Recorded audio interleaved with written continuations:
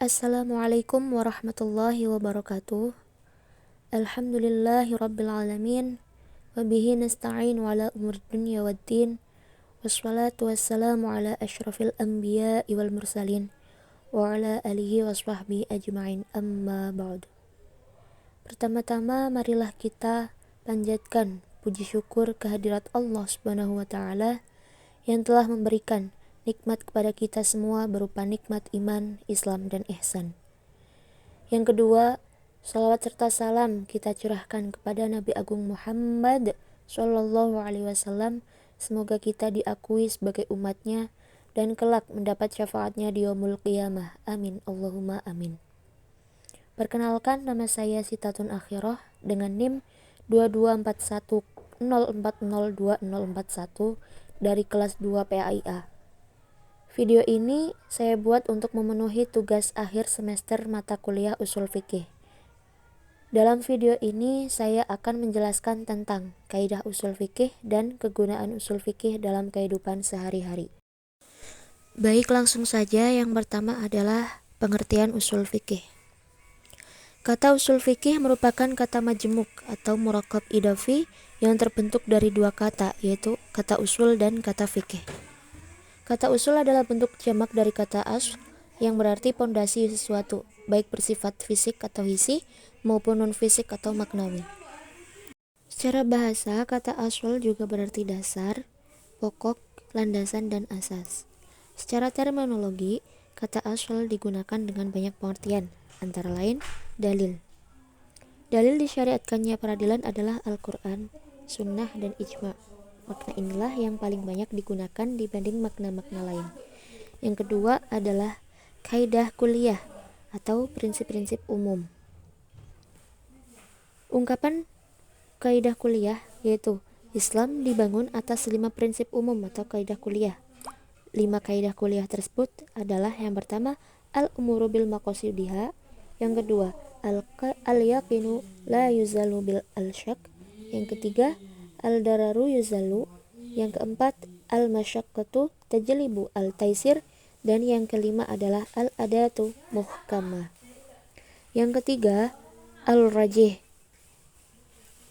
Kata asal di sini berarti yang terkuat, sehingga ungkapan tersebut berarti yang paling kuat dari perkataan adalah makna hakikinya.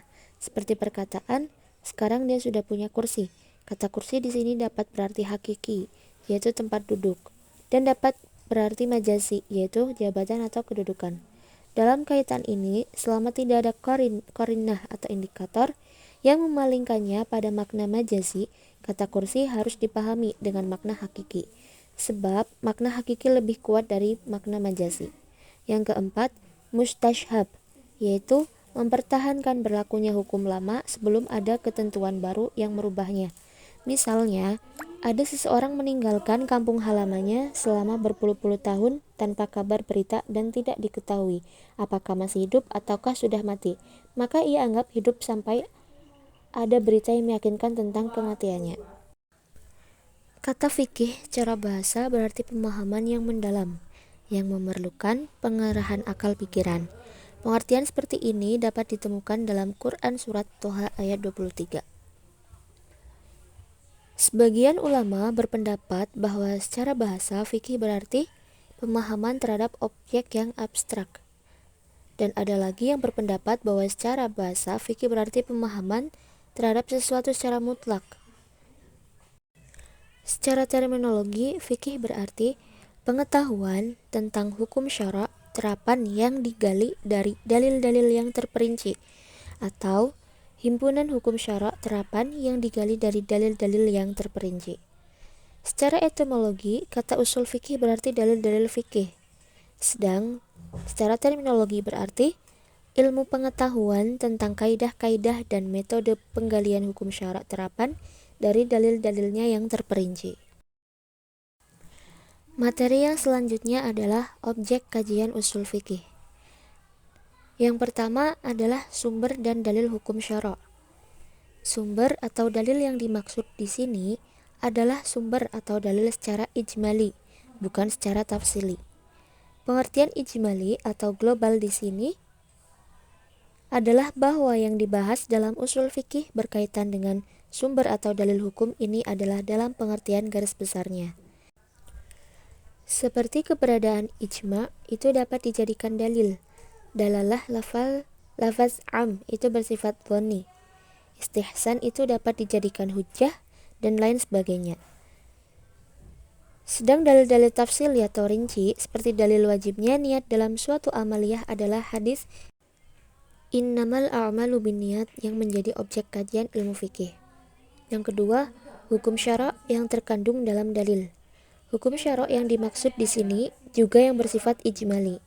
Seperti apakah yang dikandung suatu dalil itu hukum ijab, nab, tahrim, karahah atau ibahah. Dalam kaitan ini, usul fikih tidak membahas hukum-hukum syara' secara tafsili. Seperti takbiratul ihram dalam sholat itu hukumnya wajib, berbicara di dalam sholat itu hukumnya haram, minum di waktu tertentu itu mubah hukumnya, dan seterusnya. Hukum-hukum seperti ini menjadi bidang kajian ilmu fikih. Yang ketiga, kaidah usuliyah dan metode istinbat hukum syara'. Kaidah usuliyah adalah kaidah-kaidah kebahasaan yang tidak secara langsung berhubungan dengan hukum, namun dapat dijadikan alat untuk mengungkap hukum yang terkandung dalam dalil. Misalnya kaidah pada mulanya setiap perintah itu untuk mewajibkan. Perintah yang didahului larangan itu untuk membolehkan. Setiap larangan itu untuk mengharamkan. Larangan itu menunjukkan rusaknya ibadah yang dilarang dan lain-lain. Sedangkan metode istinbat ialah cara yang dipakai dalam memahami nas-nas Al-Quran dan hadis, seperti mendahulukan makna hakiki dari makna majasi, mendahulukan makna dekat daripada makna jauh, membawa mutlak kepada yang muqayyad, menghindarkan kerusakan daripada mendatangkan kemanfaatan dalam penetapan hukum, maslahah mursalah harus selaras dengan dan tidak bertentangan dengan syarak dan lain sebagainya. Yang selanjutnya adalah tujuan usul fikih. Tujuan usul fikih adalah menerapkan kaidah pada dalil untuk menghasilkan hukum syarak terapan. Seperti diketahui, keberadaan dalil dimaksudkan untuk menghasilkan hukum. Namun, dalil tidak dapat berdiri sendiri dalam menghasilkan hukum. Ia memerlukan bantuan kaidah usuliyah. Kedudukan kaidah ini sama dengan kedudukan teori dalam memaknai fakta-fakta. Fakta atau data baru dapat memberi pengertian jika dimaknai dengan teori. Demikian juga, dalil baru dapat menunjuk hukum tertentu jika dimaknai oleh kaidah. Materi yang selanjutnya adalah perbedaan usul fikih dengan fikih. Yang pertama dilihat dari segi objeknya. Objek kajian ilmu usul fikih adalah dalil yang dijadikan dasar hukum. Hukum itu sendiri dan kaidah dan metode istinbat. Sedangkan objek kajian fikih adalah perbuatan orang mukallaf, ditinjau dari segi hukumnya. Misalnya, apakah perbuatan tertentu itu hukumnya wajib, sunnah, haram, dan seterusnya. Yang kedua dilihat dari segi tujuannya. Tujuan ilmu usul fikih adalah menerapkan kaidah pada dalil-dalil untuk menghasilkan hukum syarak terapan, seperti pada bagian di atas. Sedang tujuan ilmu fikih adalah mengetahui status hukum orang mukallaf atau menetapkan hukum pada setiap perbuatan mukallaf. Materi selanjutnya, perbedaan usul fikih dengan kaidah fikhiyah. Usul fikih adalah metodologi yang harus dipedomani seorang faqih atau mujtahid agar terhindar dari kesalahan dalam melakukan istinbat. Sedangkan kaidah fikhiyah adalah himpunan tentang hukum-hukum yang memiliki kemiripan yang diikat oleh aturan tertentu dan membentuk suatu konsep tersendiri. Misalnya konsep hak milik dihimpun dalam kaidah milkiyah, konsep tentang garansi dalam jual beli dihimpun dalam kaidah khiyar, dan sebagainya. Kaidah tentang hak milik dan khiyar dalam contoh di atas dinamakan kaidah fiqhiyah. Sebenarnya ketiga bidang ilmu ini, usul fikih, qawaid fiqhiyah, dan fikih saling terkait satu sama lain. Usul fikih menghasilkan hukum-hukum syarak yang bersifat juz'iyat furu'iyat atau fiqih. Setelah dihasilkan hukum-hukum syarak yang beraneka-ragaman itu lalu dikelompokkan berdasarkan klasifikasi tertentu dan dihimpun dalam satu kaidah umum yang menghimpun masing-masing kelompok hukum tersebut. Lalu, bagaimana hubungan antara usul fikih dengan fikih? Antara usul fikih dengan fikih terdapat hubungan yang sangat erat. Hubungan antara keduanya seperti hubungan antara alat dengan sesuatu yang dihasilkan oleh alat tersebut. Usul fikih merupakan kaidah-kaidah yang menghasilkan fikih, dan fikih adalah produk yang dihasilkan oleh kaidah-kaidah tersebut. Bagaimana corak fikih ditentukan oleh corak usul fikih yang digunakan untuk memproduknya. Karena itu dapat dipahami kalau dalam setiap karya fikih terdapat pembahasan tentang usul fikih, dan begitu sebaliknya. Sebab fikih tidak akan lahir tanpa usul fikih. Materi yang selanjutnya adalah manfaat mempelajari usul fikih. Yang pertama, dengan mengetahui ilmu fikih, kita dapat menemukan jawaban hukum terhadap kasus-kasus baru yang muncul yang belum kita temui jawabannya dalam kitab-kitab fikih terdahulu. Dengan cara menerapkan kaidah dan metode istinbat yang telah dirumuskan para ulama sebelumnya. Misalnya, hukum perkawinan antara perempuan yang sehat dengan laki-laki penderita HIV atau AIDS dapat ditetapkan berdasarkan metode syad az-zariyah. Keharusan pencatatan perkawinan berdasarkan maslahah mursalah. Sahnya perceraian hanya dilakukan di depan sidang pengadilan agama berdasarkan maslahah mursalah dan lain-lain. Yang kedua, memungkinkan kita menguji dan mengkaji ulang atau rekonstruksi pendapat lama untuk kemudian menetapkan hukum baru yang lebih sesuai dengan kondisi dan kemaslahatan sekarang dengan cara menerapkan kaidah yang sesuai atau dengan cara merumuskan kaidah baru.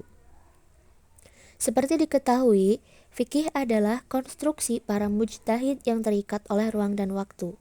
Apa yang dirumuskan para mujtahid didasarkan pada pertimbangan kemaslahatan pada zamannya. Seiring dengan berlalunya waktu dan perubahan tempat, kemaslahatan berubah dan berganti, sehingga apa yang dulu maslahat sekarang terasa hilang aktualitasnya. Hal ini pernah dilakukan oleh Khulafa ar-Rasyidun. Umar pernah menghukumi suami yang menceraikan istrinya 3 kali berturut-turut dengan jatuh 3 talaknya atau ba'in kubra. Setelah melihat banyak masyarakat yang meremehkan urusan perceraian, beliau juga melarang laki-laki muslim menikahi perempuan ahli kitab, padahal dalam surat Al-Maidah ayat 5 Allah memperbolehkannya. Larangan ini didasari pertimbangan akan adanya bahaya yang mungkin dialami suami dan anak-anaknya, serta dikhawatirkan terjadi fitnah di kalangan perempuan muslim. Ali juga pernah menghukum peminum minuman keras dengan 80 kali cambuk, padahal sebelumnya Nabi Abu Bakar dan Umar hanya mencambuknya 40 kali. Demikian juga Utsman menambahkan 1 azan lagi pada hari Jumat, setelah melihat fenomena di masyarakat yang mulai lamban datang ke masjid. Yang selanjutnya, saya akan menjelaskan tentang pengertian hukum syara'. Secara bahasa, hukum berarti memutuskan atau al-qadha dan mencegah atau al-man'u.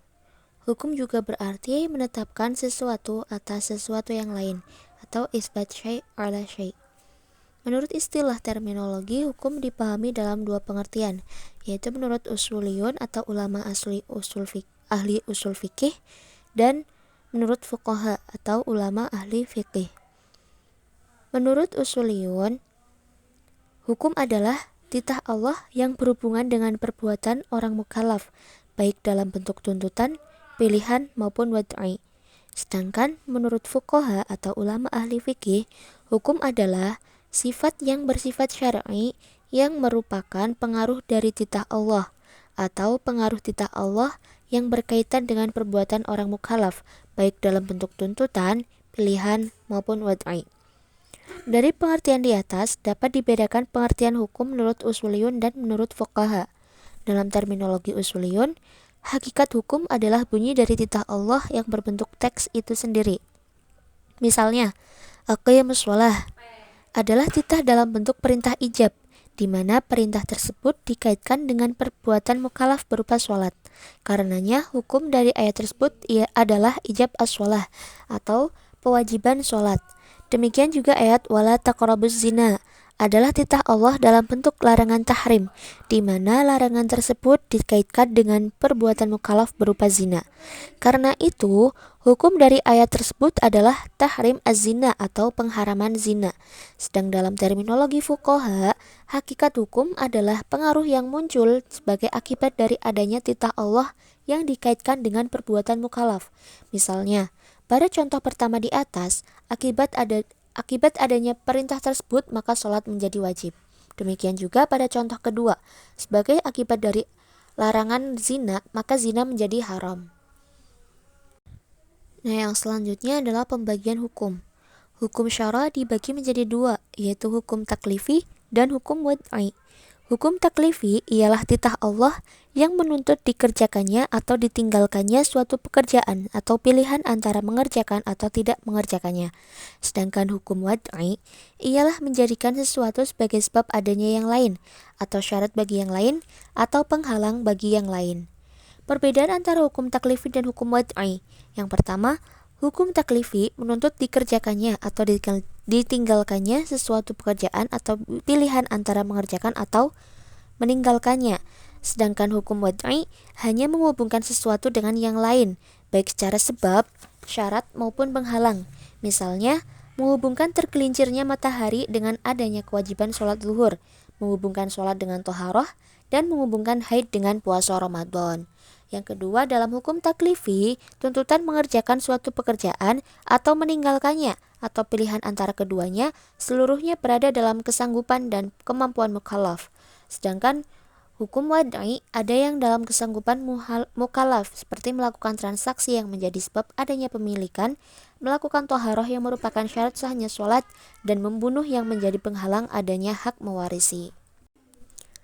Demikian materi yang dapat saya sampaikan mengenai kaidah usul fikih dan juga kegunaan atau manfaat dalam kehidupan sehari-hari. Kurang lebihnya mohon maaf. Wallahul muwaffiq ila aqwamit thoriq. Wassalamualaikum warahmatullahi wabarakatuh.